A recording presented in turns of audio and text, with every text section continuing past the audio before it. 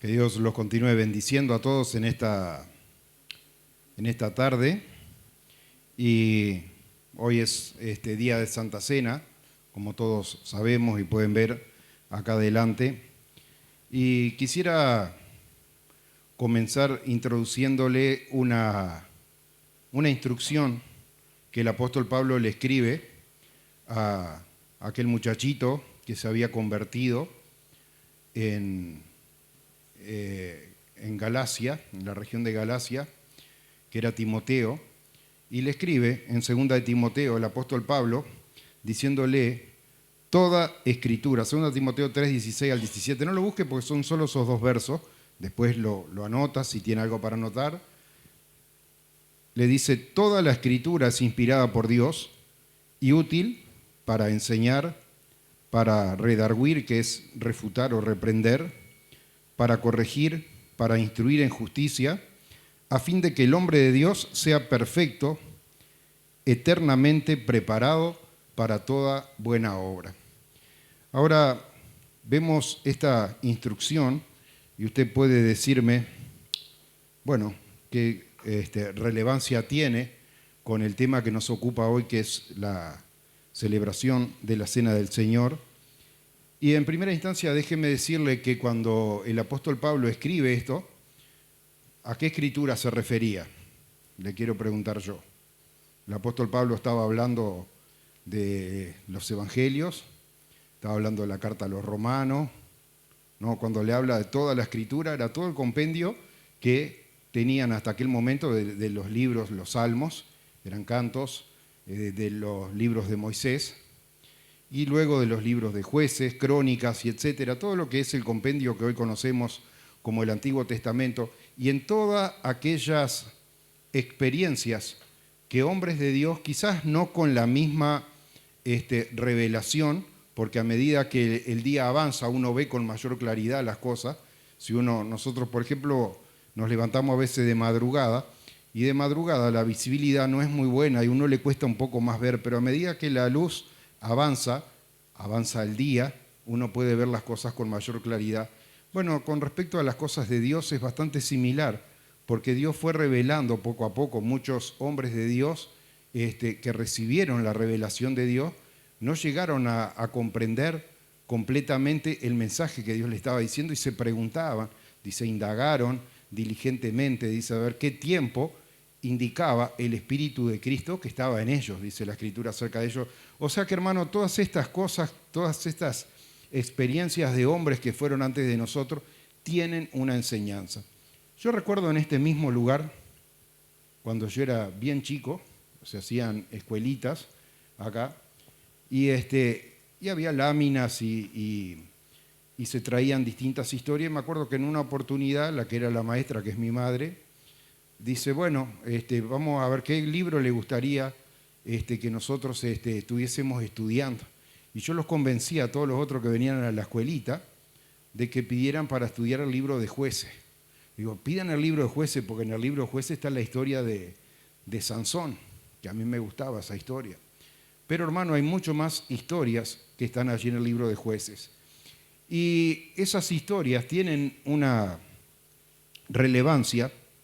Y yo, al título del mensaje, el pastor dice que es bueno ponerle un título al mensaje, y yo el título del mensaje de hoy es Santa Cena, un antídoto contra el olvido. Y usted dice, un antídoto, cada vez entiendo menos de lo que está hablando. ¿Sabe que cuando usted estudia el libro de Jueces trata de cómo se lleva a cabo la promesa que Dios había hecho tantos años antes a Abraham, a Isaac, a Jacob, al propio Moisés, cuando rescata al pueblo de la tierra de esclavitud?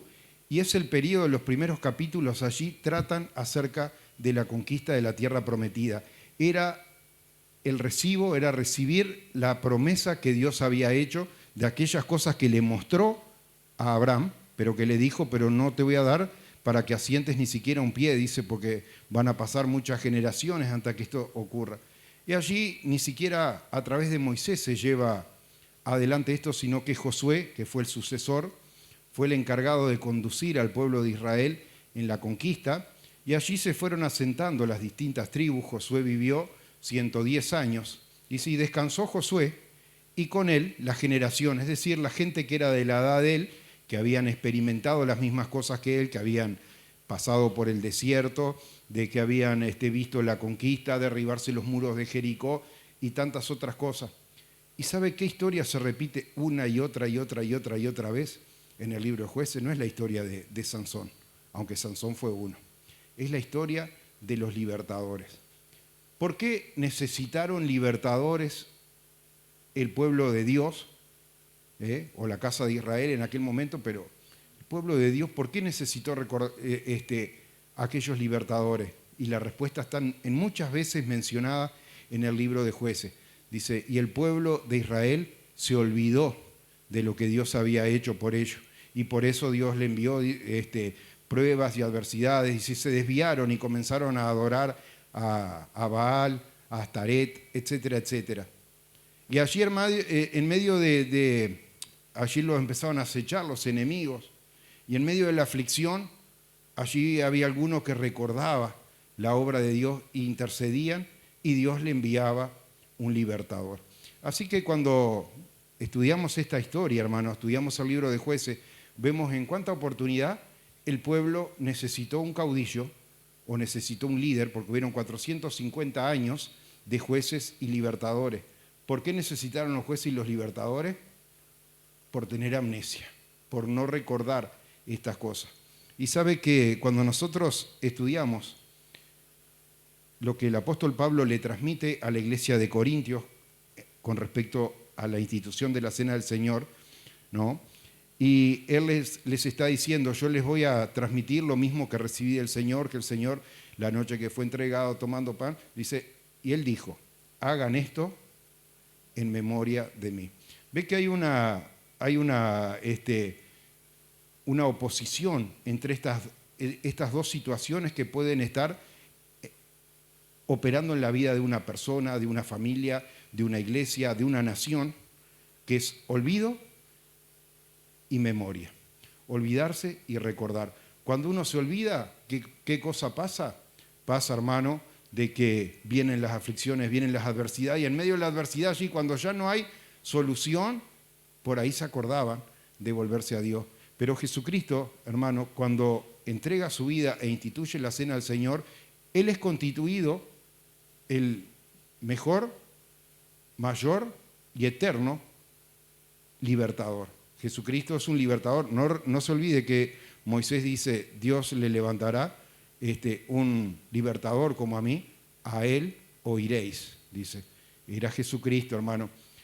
¿Y por qué es necesario ese recordatorio?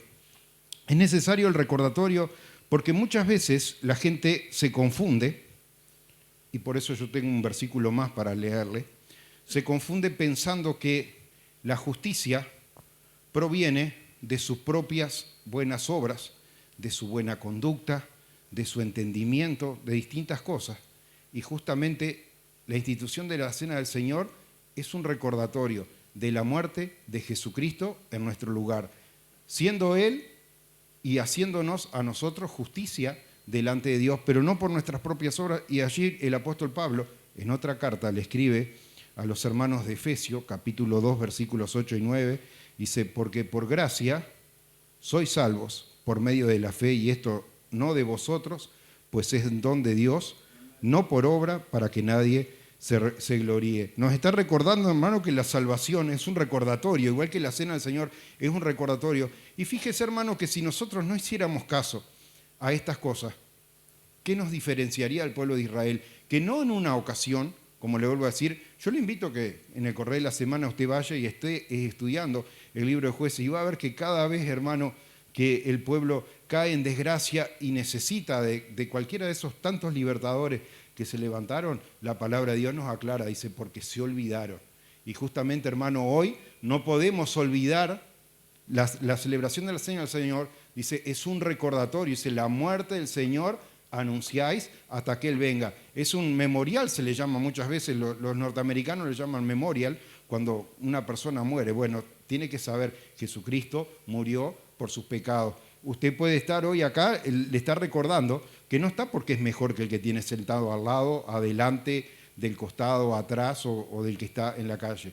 Está acá porque Jesucristo vino y ofreció su vida, y Él es justicia de Dios, hermano, y Él fue el verdadero libertador, hermano, que nos libertó y venció allí a la muerte, venció el pecado, hermano, y Él fue primicia entre muchos que durmieron. Ese destino, hermano, nos espera a todos, la oportunidad, porque el pastor ha traído, sobre todo allá en Colonia, dice, tomando la cena del Señor indignamente. A veces parece que es una costumbre hacerlo y no le damos la trascendencia que tiene que tener, pero sí sería importante que Jesús allí en la noche que fue entregado y partió el pan y tomó la copa, allí le dijo, de cierto les digo que no volveré a beber del fruto de la vid hasta que lo haga en mi reino.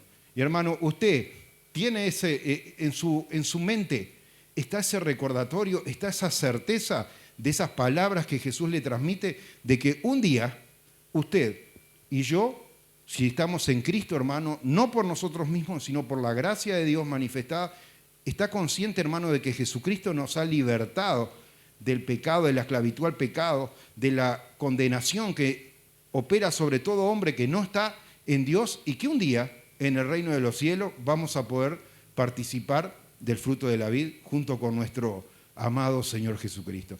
Esa era la palabra, hermano, que yo quería transmitirle en esta mañana, para no volver a leer pasajes que ya conocemos, pero sí, como el apóstol Pablo allí de alguna manera le llama la atención a Timoteo y le dice, mire que toda la palabra está escrita y no sirve. Nosotros estamos estudiando en Colonia, Hechos de los Apóstoles, y vemos que el apóstol Pablo había sido arrestado y pasó años arrestado. Yo le decía, presta atención porque a veces en unos pocos versos transcurren 2 años de la vida del apóstol Pablo, y allí tenía que utilizar eso, y la palabra de Dios es útil. ¿Para qué? Para redarguir, también para refutar, porque iban allí y hablaban cosas que no eran, y el apóstol Pablo estaba firme sobre la roca. Y dice, no sé qué cosa tienen los judíos, porque se ve que la cuestión de fondo, dice hablando en otros términos, es que los judíos dicen que Jesús está muerto y Pablo afirma que vive. Hermano, que podamos ser testigos de Cristo y afirmar en estas cosas, no ser oidores olvidadizos, como dice la palabra, de toda la obra que Dios ha hecho, como el pueblo de Israel fue oidor olvidadizo, sino que podamos en esta tarde recordar esa misericordia, esa gracia de Dios, y tener bien presente que nadie puede juzgar al que tiene al lado, porque Cristo pagó el precio. Que Dios les bendiga.